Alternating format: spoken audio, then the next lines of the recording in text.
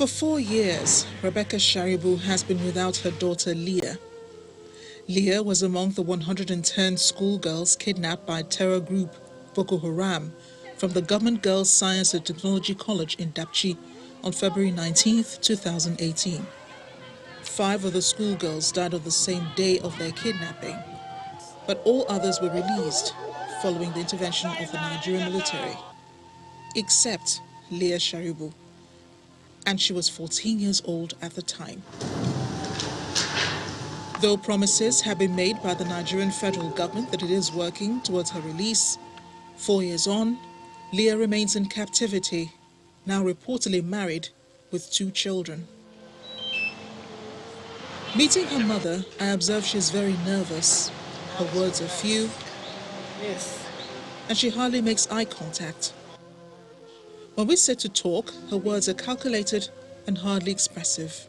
To be honest, we are very sad about Leah's absence, because when she was here, she would do all the house chores. Indeed, her absence makes me sad. What are some of the things that Leah would have been doing now? You know, she was abducted when she was 14. She was still very young, not yet a woman, and also not a little girl.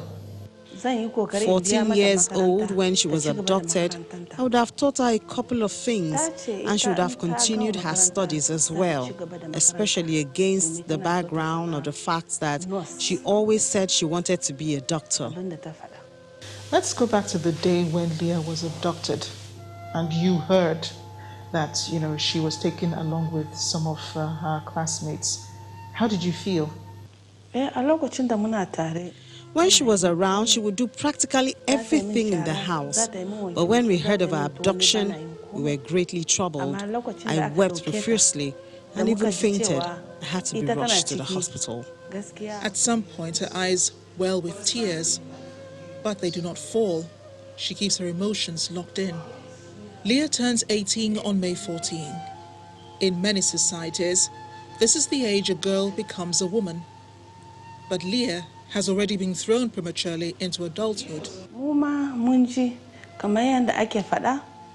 She was pregnant, yes, we heard, as it was being speculated in the media that Leah has a child, but I've not seen it with my own eyes.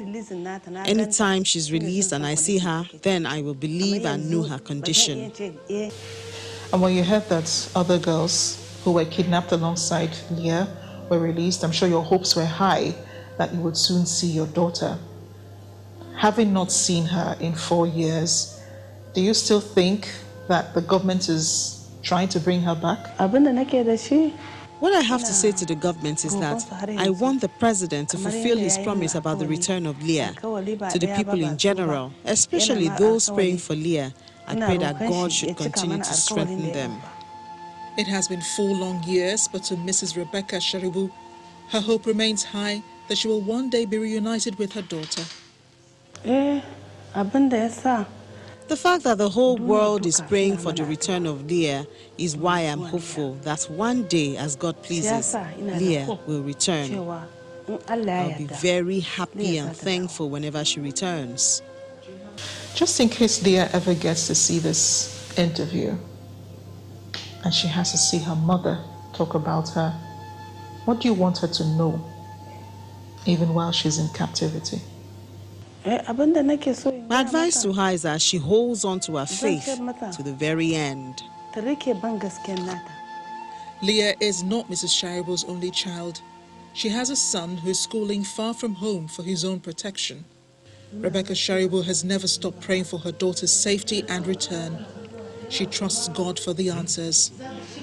Hopefully, faith and hope will cause her to find her smile again and unlock the happiness that seems non-existent in her heart.